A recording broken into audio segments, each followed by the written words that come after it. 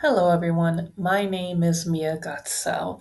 I am an instructional technology specialist within a public school district in the state of Illinois, and I am making this video on August 22nd, 2025. What I'm going to explain in this video is how to take your rather common and drab looking data in a Google spreadsheet from this view to this view, which is visually engaging, dynamic, and much more approachable for keeping track of different pieces of information. So, this data that I have here starts off within a regular spreadsheet form.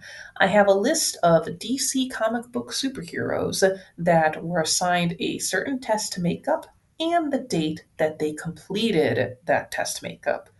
What I did was make this information into a table within Google Sheets. Now, what's nice about Google Sheets is once you click within a cell with data, you can click Convert to Table.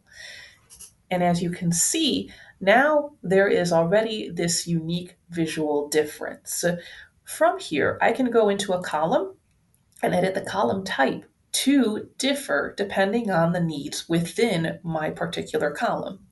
So let's go back to that other example.